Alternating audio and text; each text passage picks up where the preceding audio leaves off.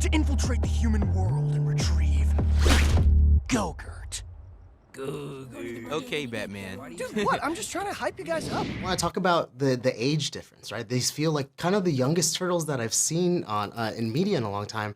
And what did that bring to the story for you? It gave us a foundation, it grounded everything. Like that was the first big creative decision that we made, where it's like, this is a teenage movie, it's a coming of age story, it's about actual teenagers, and that means we have to cast actual teenagers. And when we design the characters, they can't look like big hulking monstrosities. There's a cap on the amount of muscle we can give them. And then it guided the type of story that we had to tell, and like emotionally what it feels like to be a teenager, which is often alienating and difficult. It's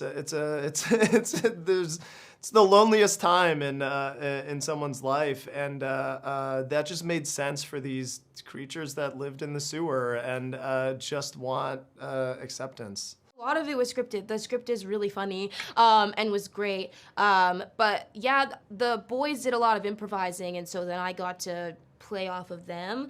And yeah, but Jeff, who's one of the directors, was just so incredibly funny and would just like throw me lines, or I would just get to play.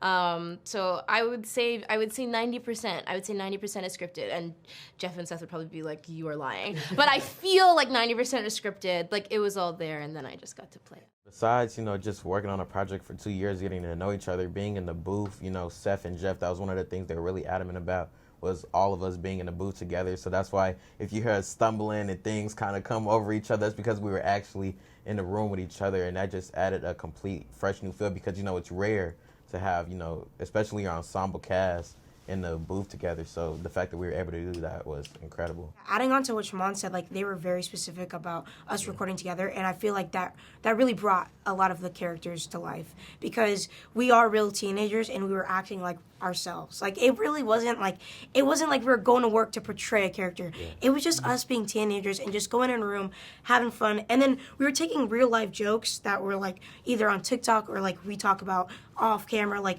bringing them to the screen, which was really cool. And it was really cool that they gave us the freedom to do that. Something I really loved about this movie is how natural all the ad libs and the dialogue actually felt. Like there's a moment where you say you're gonna mollywop the characters, then Donatello's like, "Oh, he's mollywopping me," and it just took me. It was so funny. Did you get to be in the booth with anyone, or were you mostly alone during your recording process? I was in the booth with the turtles. We did a lot of work together, and it is better. I think more animated films would do this, and I think it's a way to make it feel more real and not as voiced over. Some things you see and you can just tell that it's pristine voiceover, and so here it dirtied it up a little bit and made it fit what you were seeing on film. Most of it I was on my own recording, but I got to do some sessions with them, and they're just so funny. And a lot of it was me just being like, okay, I'm in awe of this energy. I was not this capable when I was a teenager. Yeah, they're the best. The Turtles are so steeped in the 90s for me and the late 80s, and I have such a nostalgia about it, but this film very much had to take place in 2023 and be a modern story. And I think the music was a way to help it feel like it's part of that stew of feelings and memories in my brain from that time period. And it's a New York film, and we started temping in these like early 90s hip hop songs, and it came together. It just made sense. Obviously, we have a bit of a setup for an expansion of this universe later. What are some of your hopes going into that? I think now that we know these characters, and now that we hopefully love these characters, to put them in even more challenging situations against scarier villains. Like if there's someone worse than Superfly, I want to see them try to go up against that. I think it'll be. I think there's a lot more time to spend with these kids.